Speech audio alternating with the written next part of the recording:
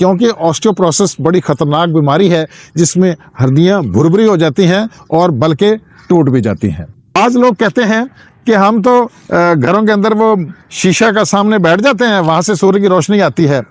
तो याद रखना कि यूवीबी रेज जो है ये शीशा या प्लास्टिक के साथ रिफ्लेक्ट होकर वापस चली जाती हैं, जिससे हमें उसका फ़ायदा हासिल नहीं होता। इसलिए व्यूअर्स, इसके अलावा भी कई ऐसी बीमारियां हैं जिनसे हमें सूर्य के सामने बैठने से निजात मिल जाती है।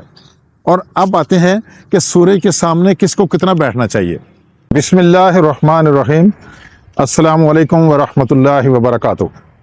मैं हूं खालिद महमूद शहजाद। व्यूअर्स, जब से अल्लाह ताला ने सूरज को बनाया है, ये मुसलसल बनी नौ इंसानियत की मुख्तलिफ तरह से खिदमत कर रहा है।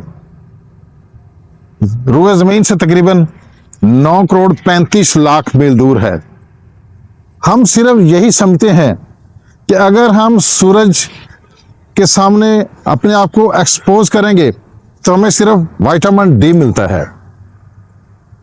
सिर्फ विटामिन डी नहीं, बल्कि इसके अलावा भी इसके बेशुमार हेल्थ बेनिफिट्स हैं।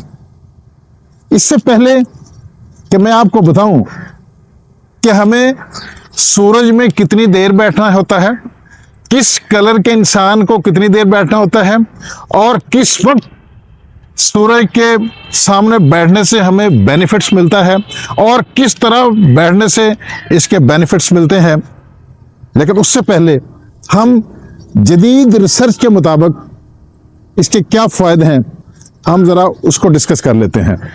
साउथहैम्पटन यूनिवर्सिटी और एडिनबरा यूनिवर्सिटी में की गई रिसर्च के मुताबिक जब सूर्य की शुआएं जिस्म पर, स्किन पर पड़ती हैं तो स्किन के अंदर नाइट्रिक ऑक्साइड होता है।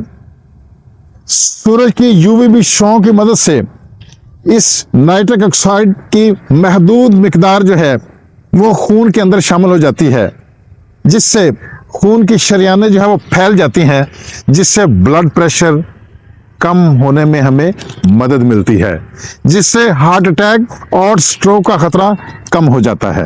कि दुनिया में मुख्तलिफ बीमारियों से जो अमवात वाक़ई हुई हैं, इनमें से 30% अमवात जो हैं वो हार्ट और हार्ट से रिलेटेड बीमारियों की वजह से हुई हैं, और ये उन मालिक में ज्यादा हैं जो खते इस्तवा से दूर हैं, जहां बालाए बनफशी सूर्य की शुआएं जो हैं वो कमजोर हो जाती हैं।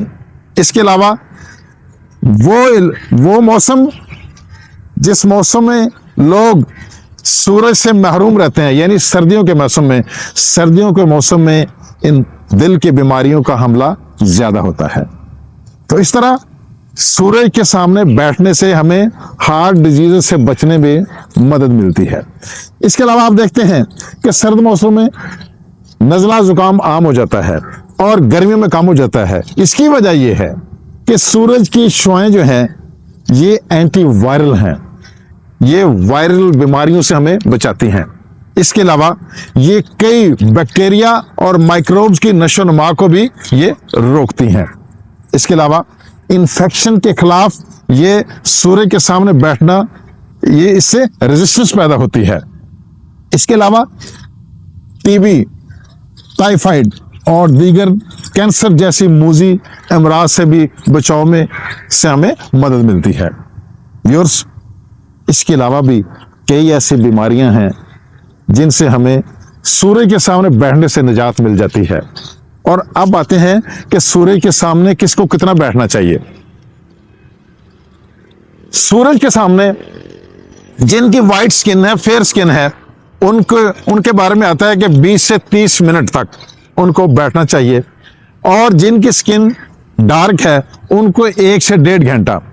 उसकी वजह यह है, जिनकी वाइट स्किन होती है उनमें मेलानिन की मिकदार कम होती है, और ये मेलानिन जो है यूवीबी रेज को एब्जॉर्ब करता है और फिर आगे रिएक्शन होता है जिससे विटामिन डी बनता है। और जो डार्क स्किन वाले होते हैं उनमें मेलानिन की मिकदार वो ज्यादा होती है।